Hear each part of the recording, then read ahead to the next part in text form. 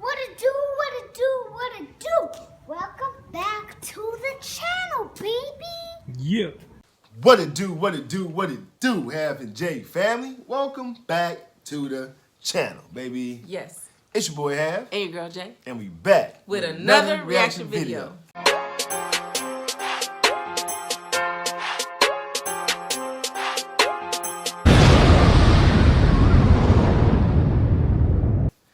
All right, y'all. So we back again and again. Happy Friday to everybody out there. Happy Friday. You feel me? Definitely appreciate y'all tapping in with us. We'll call y'all the tap dancers. Oh. You know what I'm saying? Because y'all keep tapping in with us. But anyway, y'all see our title, man. Y'all see that thumbnail. So we about to get into another JP and let them know what the commentary is going to be called. Advice for strong relationships. So JP is Jordan Peterson. For those newcomers that's just coming in, joining us right now, Jordan Peterson is JP. So we about to get into a relationship thing. We're going to see how this one goes. We're going to see how this one goes, boy. But before we do, everybody that's out there who have not yet subscribed to the Chizana, come up top. Boop. Go ahead and hit that subscribe button. Yes. Turn your post notifications on. Yes. Like and share this video. Yes. And comment down below, baby.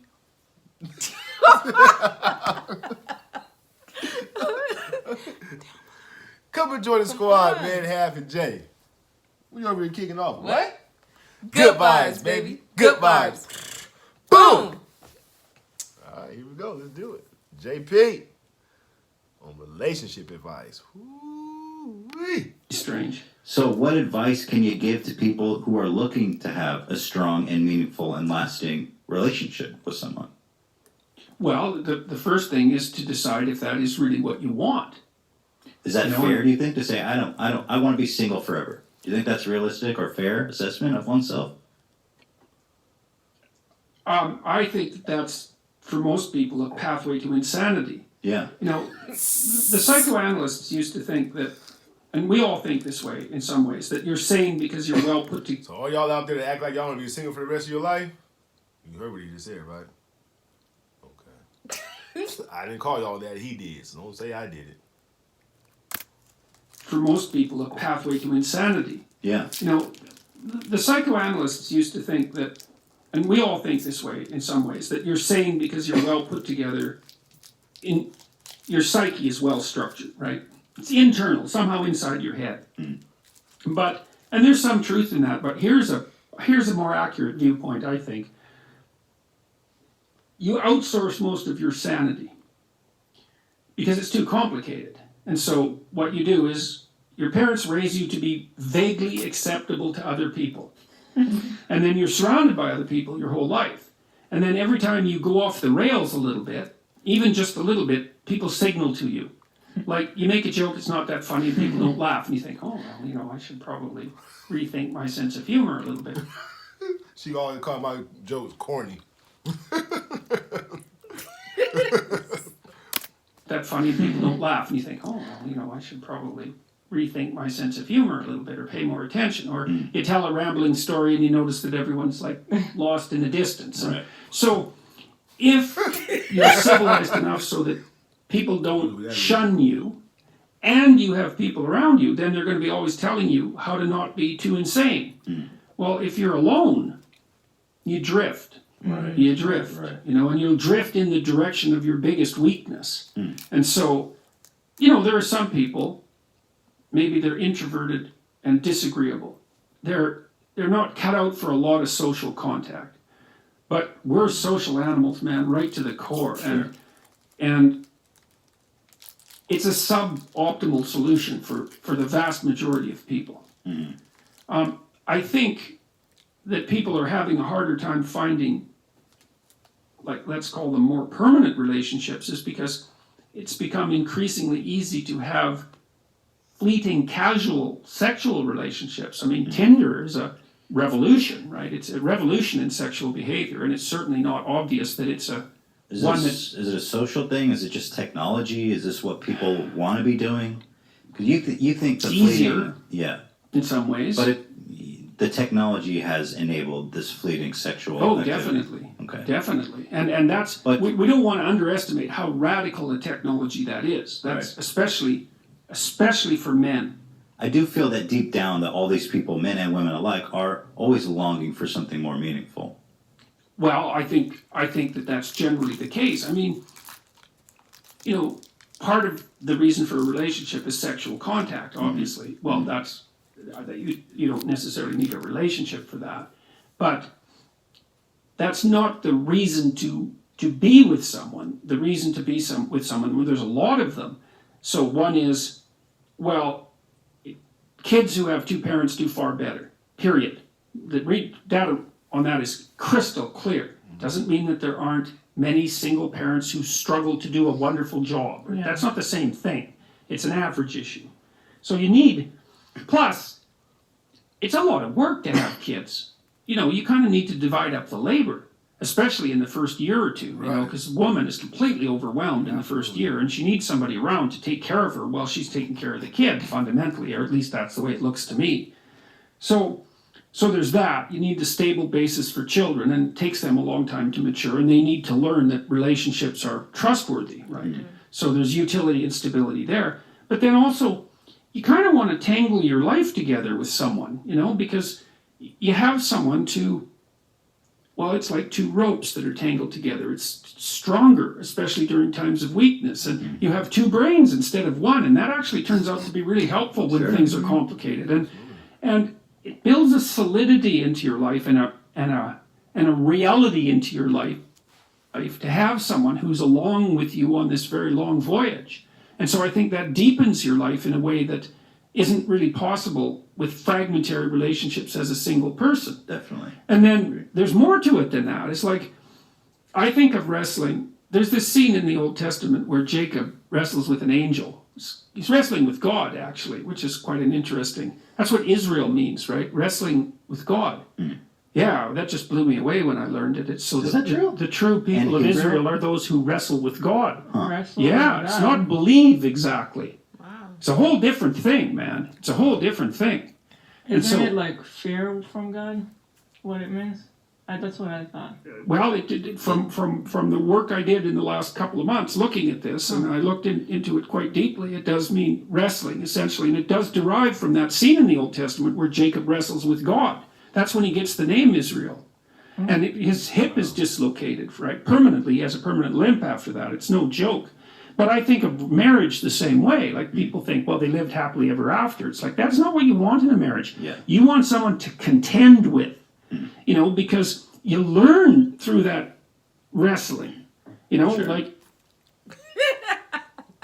I knew I liked Jordan Peterson for a reason. I knew I loved this man for a reason. You know what I'm saying? Like, you know, I'm just saying, you know. I'm just saying. Thank you very much. Can I get a pat on the back? Oh, Can I my get a pat on the back? Thank you very much.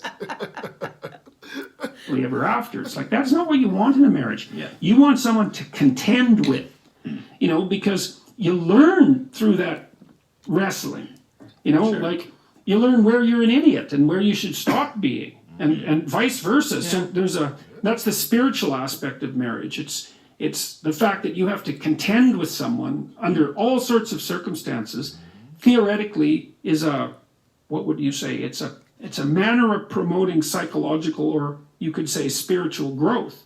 And it's genuine. You know, that's why marriage is a sacrament in most human communities, right? It's stamped both by the state and by the sacred authorities, because it's not just a physiological union. That's what animals do. And I mean, there's nothing wrong with the physiological union, but it has to be placed in the context of everything else a human being is. And I do think it's dreadful for people not to have that. And Do you think it's become harder for people to have meaningful, lasting relationships, or has it always been this hard? I feel like I thank God that I'm not dating now, because I feel like it seems like it's miserable out there right now. Well, it's to hard. try to meet people. It is hard although, it's easier to meet people because there's more ways of meeting them. Right. But the ways of meeting them are more shallow. In my clinical practice, I would say that the rise of the internet dating option has actually overall been good for people who are looking for a partner. Now, there is some speculation and some evidence that it lowers the transaction price of separation and divorce. Because one of the reasons you don't separate or you don't get divorced is like, well, you're going to find someone else. And if it's easier to find someone else, then perhaps you're more tempted to sever the relationship. So maybe you lose in one place where you gain in the other. But I think there are different kinds of hard that it is. It's hard for couples to figure out how to manage two careers. It's hard for women to figure out how to get educated and get their career launched at the same time that they're finding a partner and having kids. Because women have this tight time frame, they've got to get a lot done by the time they're mid-30s for sure. And so it's not much time, it's like 15 years really from the time you're an adult. You better get at it. It's not very long. Right. So I think there are new challenges that have arisen that weren't there for previous generations. But previous generations had it hard in other ways. That's very true, yeah. Like dying Like they at died, 50. yeah. Or in childbirth, for example. I feel like people also need to understand how to make a relationship work. It's not just magically. You need to kind of put in the work to make it work. It's hard. You need It's to put challenging. in effort and compromise a lot of times on, if you live by yourself, you can do everything the way you would want. Yeah. If you live with someone else, then there's compromises to make. Yes. But in the long picture, it's better for you. Well, that's it. There's sacrifices to be made in the short term. Yeah. And people have to, the effort issue is when you're in love with someone, you're going to organize your schedule and make them a priority. And, that's in some ways a fleeting state, although it's not necessarily as fleeting as people think it is, but whatever. It's obviously a priority. And then you get married and, you kind of get accustomed to having each other around, and then everything else is more important and the relationship drifts to the bottom. And then people get dissatisfied and they start looking for excitement and adventure otherwise. Well, you can't do that. You have to prioritize the relationship. My observation clinically has been for a couple to maintain their relationship without it deteriorating, they have to spend 90 minutes a week together talking about their lives, about how the house is run, about what they've all been doing to keep their stories caught up, right? That's not really even that much. No, it's not. It's not. It's not that much. Yeah. And which is a good thing. You can actually do it. And then they need to spend at least one time having a date. And 2 is better. 1 is necessary. 2 is better. You can't aim for a lot more than that because, life is very busy. And if it's going to be sustainable, it has to be realistic. But they need to make time for each other twice a week and talk in a non-romantic way, just practically about the domestic economy and about everything that's going on. And that keeps people tied to each other and updated. And so that's sort of your minimal commitment level if you don't want things to deteriorate. Right there. I agree 1,000%, and I think he should have threw in it also, put cell phones down. Right. You know what I'm saying? When you guys are spending all quality time together and chopping it up, talking and whatnot, put the cell phones away. You know what I mean? Because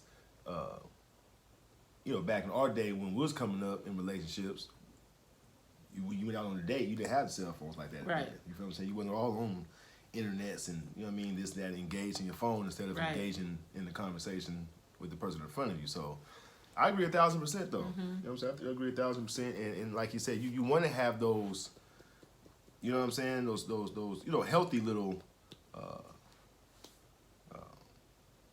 I forgot the word that he used, but not arguments, but in situations. You know what I mean? To where I forgot the word he used though, man. But anyway, you know what I'm talking about. Right. All right. So anyway, hope y'all enjoyed it. What you think about it? I agree with him as well. We. Like as a woman, coming from a woman's point of view. As a woman, I feel, we do have to have those spend those 90 minutes Right. talking about, you know, just life and Life. Like you said, the household thing. Right. What goes on in the household. And, right, you know, and going on a date mhm. because It keeps us healthy. Oh, It keeps yeah. us fresh. You know, and you guys get to still know each other. Get to Oh, learn yeah. more about each other. Because me personally, I don't care how long you're with somebody, you'll never know a person 100%. You think you may know a person 100%, but you don't really know a person 100%. They may do something, you be like, oh, damn. You know what I'm saying? Right. Like, you know, Right. You know what I mean? Right. Like, Right. so that's why, like you said, I think those are very important to have those type of dates and those conversations because it opens up more of a wider outlook of, you know what I mean, the person that you with. Because you get to really dig deep and you know, pick their brain and see, like, you know, what they're, you know what I'm saying? I feel you should never get too comfortable with your mate. Right. Like, you know, Right. how get comfortable, too comfortable, you let yourself go. Right. And it's like you're not trying to be appealing for your mate. And that makes a person want to venture off, and, you know, you should never get too comfortable. That's just my whole point. Be comfortable, but not too comfortable to where you just like give up. Right. Pretty much. All right. So y'all let us know what y'all think or what y'all thoughts are on the relationship advice. You know what I'm saying? and, So what do you think? Huh? What do you think About about being comfortable? No, I mean, like I said, I'm a true believer in, you know what I'm saying, if a person gonna love you, they gonna love you regardless Of course. how you look when they met you to how you look 30 years from the time they met you. You know what I'm saying? If a person loves you, they gonna love you. Of course, they're period. gonna love you. You're gonna be loved regardless. Right, but now it's that it's on that individual how they gonna feel as far as themselves. Right. You follow what I'm saying? Now, if they feel like a certain type of way because they don't look the same as they look this time, or their body don't look the same as it did then that's a personal issue. You see what I'm saying? But as far as the person that you with, I feel that if they love you and in love, they're gonna love you regardless, no matter if you 110 pounds or you 300 It has pounds. nothing to do with weight. I'm just saying, like, But you're saying as the far as- upkeep of yourself, like just getting a manicure, a pedicure, like, you know. I think but a lot of people get comfortable to the point they don't even do those things. But see, there's a lot of women who never even done those things like that before, like on a consistent basis. Like, you know what I'm saying? You got women who that's their thing. Like they love to do it. They love to go to the spas, get their hairs done, nails done, woo wah woo wah. But you got some women that don't really that trip on don't do it. Yeah, And that's what I mean. But I'm just saying, like, whatever Float your boat. attracted that person. that your mate to you. Right. You But how you know, just know it wasn't their personality? it could be personality. So That's what I'm saying. personalities change. Like I'm saying, don't get too Yeah. comfortable to where you just let your personality, everything go. Right. Like it changes everything. Right. 'Cause me personally, it's more for me a personality than your looks. Mm-hmm. For me, you know what I mean, that's for me because I feel your looks will eventually go away. They go fade away. You know what I'm saying? So what are you saying? No, I'm just saying. I'm just saying. You ain't 30 years from now. You ain't gonna look exactly the same. I'm- you know what I mean? I'm But your being personality will stay the same. Oh yeah, You feel of what I'm saying? course. So But sometimes they change. exactly. Now, and like you said, if the personality changes, then that's a whole different story. Now you don't got too comfortable. I feel that's when you get too comfortable. Your personality changes. You don't do the same thing. You know what I mean? Shit like that. So, but long as you have that same personality, the body going to go through its changes. Oh yeah, the body, You know of what I mean? course. Your facial is going to go course. through the changes. Yeah. But long as that personality stays the same, we Gucci. You feel me? So, yeah. She got to try to get me caught up. I'm on my P's and Q's. Let's get to some shout outs though. Okay. First shout out goes to Jen Ryder. What's up, Jen Ryder? Jen Ryder, what's going on with you? Shout out to you. Thank you for joining us. Hope you enjoyed that relationship advice. You know Yes. what I'm saying? Let us know what you think about that. Put some of your relationship advice down though in the comment section below. You know what I'm saying? Yes. Second shout out goes to Chris Stewart. What's up, Chris Stewart? Chris Stewart, what's going on with you, man? Shout out to you. That kind of sounds like a cartoon.